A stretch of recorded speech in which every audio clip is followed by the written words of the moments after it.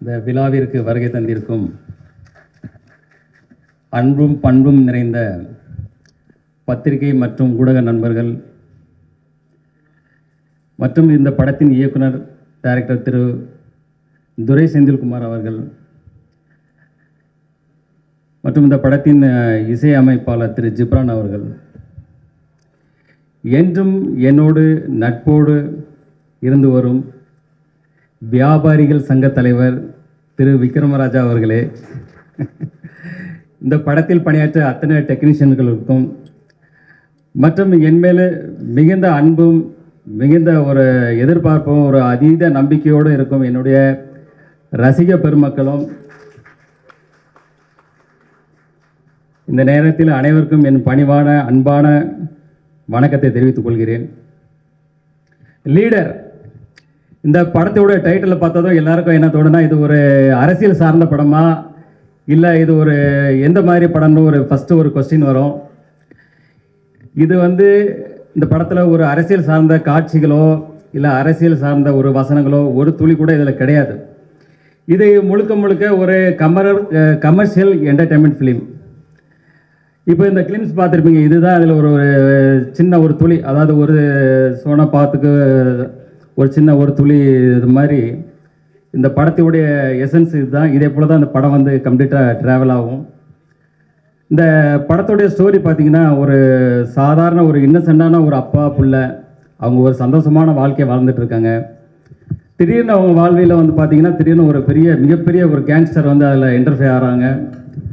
அதுக்கப்புறம் நடக்கிற விஷயங்களை தான் நம்ம டைரக்டர் துரை செந்தில்குமார் அவ்வளோ அற்புதமாக இதில் திரைக்கதை அமைத்து இன்றைய தலைமுறைகளுக்கு பிடித்த மாதிரியான ஒரு திரைக்கதை அமைக்கிறோம். அதான் முக்கியம். இன்றைக்கி கதைகள் அதே தான் இருக்கும், இல்லை இயக்கங்கள் அதே தான் இருக்கும்.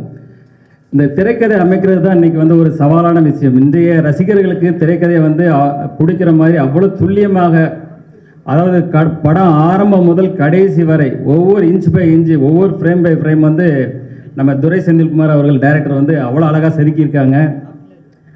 அடுத்தது இசையமைப்பாளர் ஜிப்ரான் பார்த்தீங்கன்னா, இப்போ பார்த்துருப்பீங்க ஒவ்வொரு பேக்ரவுண்ட் ஸ்கோரும் எவ்வளோ ஸ்கோர் பண்ணியிருக்காரு பார்த்துருப்பீங்க. அதே போல் அவருடைய பேக்ரவுண்ட் ஸ்கோர் இந்த படத்துக்கு மிகப்பெரிய ஒரு பலமாக இருக்குது. அதே போல் படத்தின் கதையோட்டத்துக்கு தகுந்த மாதிரியான சாங்ஸ் இந்த படத்தில் அவர் ரொம்ப அழகாக கொடுத்துருக்கிறாரு. அடுத்தது டிஓபி திரு வெங்கடேஷ் அவர்கள் பார்த்தீங்கன்னா, நாங்கள் இந்த ஷூட்டிங் ஃபஸ்ட்டு ஒரு தூத்துக்குடியில் கிட்டத்தட்ட ஒரு 40 டேஸ் பண்ணோம். அதுக்கப்புறம் வெளிநாடான ஜார்ஜியாவில் கிட்டத்தட்ட ஒரு 15 டேஸ் பண்ணோம். ஆஃப்டர் தட் ஜெய்ப்பூர், ஊட்டி, அப்புறம் சென்னையில் லாஸ்ட்டு கிளைமேக்ஸ் ஃபைட், அதே போல் எல்லா விஷயங்களும் பண்ணும்போது அவ்வளோ அற்புதமாக இருக்கும். நீங்கள் அந்த ஸ்க்ரீனில் பார்க்கும்போது அவருக்கு இந்த படம் அவர் வாழ்வில் அடுத்த கட்ட உயரத்துக்கு எடுத்துகிட்டு போன்றதில் ஒரு துளியும் சந்தேகம் இல்லை. அடுத்தது எடிட்டர் பிரதீப் ராகவ். அவர் பார்த்தீங்கன்னா, இப்போ சமீபத்தில் உள்ள படங்களான டிராகன், ஜனநாயகன் போன்ற படங்களில் பணியாற்றினவர். இந்த படத்தை அந்தளவுக்கு கிறிஸ்பாக, அந்தளவுக்கு ஒரு ஷார்ப்பாக ரொம்ப அழகாக பண்ணியிருக்காரு. அவருக்கு என்னுடைய வாழ்த்துக்கள்.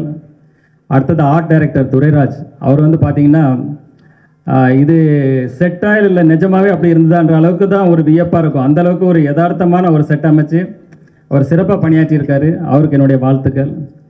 இதில் அடுத்த ரொம்ப இன்ட்ரெஸ்டிங்கான ஒரு பர்சன் யாருன்னு பார்த்தீங்கன்னா, எங்கள் செட்லேயே மகேஷ் மேத்யூ, ஸ்டன் மாஸ்டர். அவர் பார்த்தீங்கன்னா, செட்டுக்கு வரும்போதே ஒரு ட்ராக்கு, ஒரு ஜாக்கெட் போட்டு ஒரு காலேஜ் ஸ்டூடெண்ட் மாதிரி அப்படி ஒரு பவர்ஃபுல்லாக வருவார்.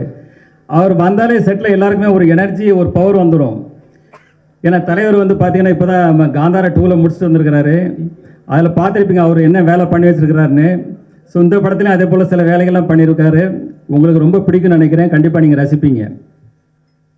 அடுத்தது சிறு வயசுலேருந்து எனக்குள்ள ஆசைகளை சொல்லிட்டார் சார். நான் பேசலான்னு அதுக்கு முன்னாடி சார் சொல்லிட்டார், இருந்தாலும் சொல்கிறேன். சொன்ன மாதிரி சிறு வயசுலேருந்து எனக்கு சினிமா துறை மேலே மிகப்பெரிய ஆர்வம் இருந்தது. என்னுடைய ஃப்ரிட்ஜில் பார்த்தீங்கன்னா ஒரு பக்கம் ஷாருக் கான், ஒரு பக்கம் சல்மான் கான், 2 பேரோட படம் ஒட்டி வச்சுருப்பேன். அப்போ என் தாயார்கிட்ட சொல்வேன், நான் ஒரு நாள் இதே போல் ஒரு நடிகர் ஆவேன் அப்படின்னு சொல்லும்போது தாயார் சிரிச்சுட்டு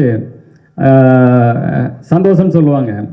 ஆனால் என்னுடைய சூழ்நிலை என்னுடைய ஃபேமிலி பிஸ்னஸ், என்னுடைய தந்தையார் மேலே நான் மிகப்பெரிய பக்தியும் மிகப்பெரிய ஒரு மரியாதையும் உள்ளவன்.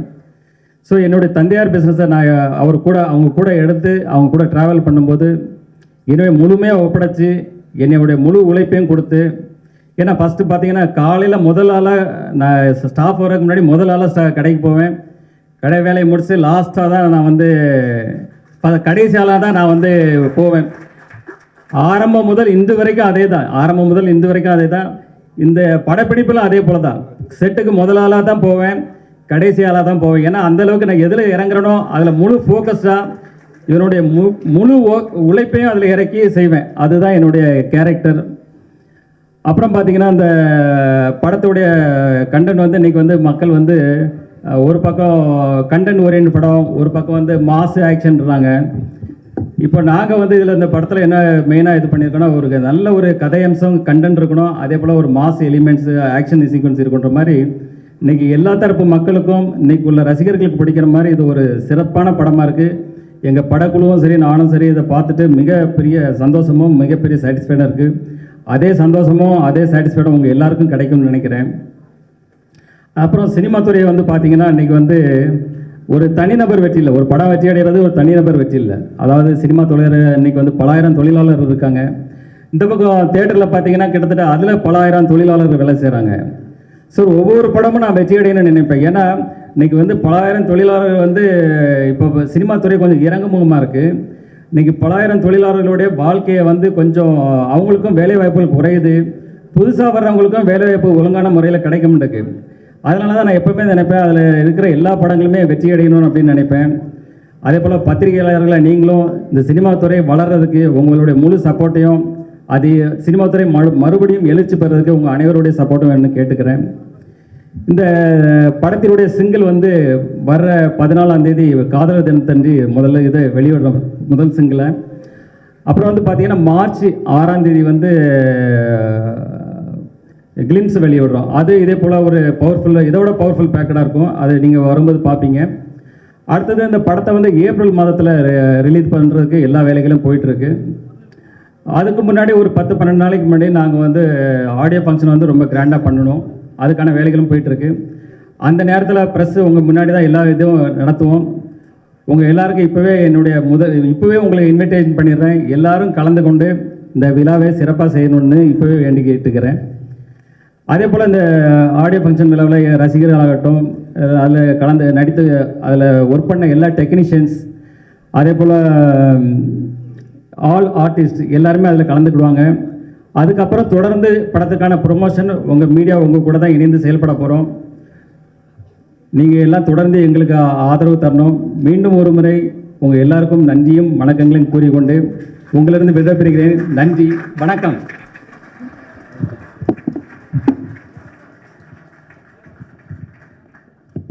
அனைவருக்கும்